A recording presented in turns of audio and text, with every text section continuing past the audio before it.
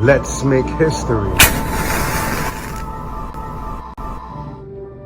We're going to talk about the economy. We're going to talk a little bit about sports. We're going to talk about the war and the 2024 election, as well as certain trends that are happening right now in mainstream society. Let's talk about it. There's been a 64% increase in breast reduction surgeries among women, and that's in all age groups, but especially in younger women.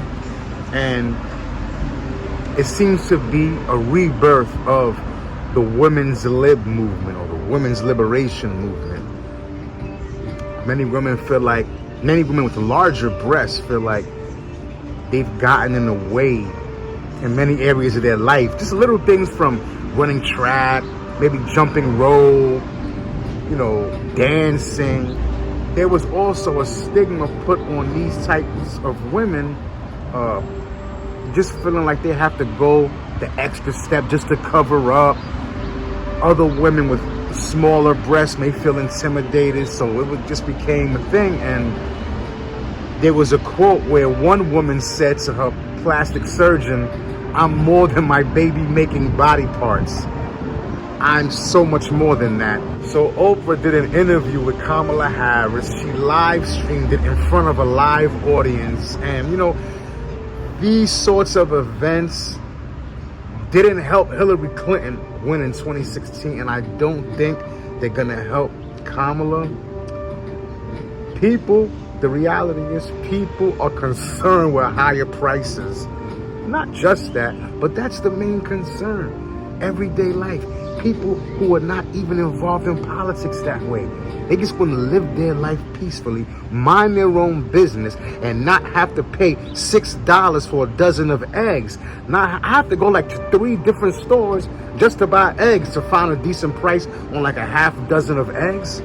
Ridiculous. Gas, ridiculous. I posted this on Facebook. You should post it too. Screenshot this right now and post it. The Biden-Harris administration can dress it up all they want. Well, Harris can dress it up all she wants. You can't disown this. Sorry, miss. Tax the people who make over $400,000. This makes no sense, because you may be thinking, so look, on the surface, you're like, oh yeah, people who make over $400,000, tax the hell out of them, and then the people who are lower on the totem pole, they can eat. The reality is that the average person doesn't realize is the people who make over $400,000 are the ones creating the businesses, creating the jobs. So you don't want to tax them. It's no different really than taxing yourself, except it's on the back end, because they're just going to hire less. They're just going to raise prices. So that doesn't work. That is not the answer, to just tax people who make money, who make over a certain amount of money, because it's still going to indirectly affect us all. She also says she wants to do a $50,000 tax break for small businesses. One of the audience members asked her a question, and she went off on her tangents, as she usually does, and Oprah had to remind her to answer the question. This is one of the things I'm saying. Kamala Harris is full of it. She does not have the goods. She is not presidential material. She's just acting the part. She did outspend Trump on IG and FB ads 20-1.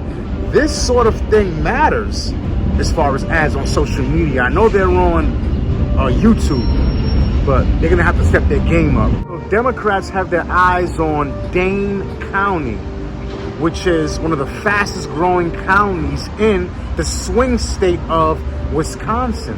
And it turns out that most of the people relocating to Dane County are voting Democrat. Something to watch for.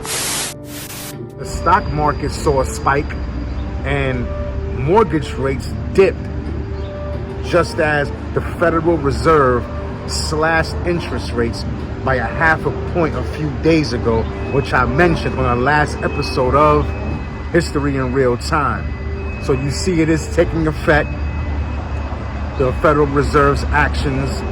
And on another note, Nike is suffering from poor sales, which is weird to me because I feel like every time I pass somebody in the street, they have on Nike. They fired their CEO, John Donahue, and he's going to be replaced by the former CEO who rose from intern to executive in the 90s and helped run the company for over 3 decades. So they're going to bring him back as their former CEO, Elliot Hill. We'll see how that goes. So Hezbollah is planning to retaliate against Israel after Israel's successful quote-unquote beeper attack or pager attack. After they made that announcement, Israel attacked them again, but this time it was airstrikes. Japanese Los Angeles Dodger Shohei Ohtani becomes the first player in MLB history to achieve 50 home runs and 50 stolen bases within a season. Let's not forget he's also an ace pitcher. Crazy. And the Jets beat the Patriots 24-3 thanks to Aaron Rodgers.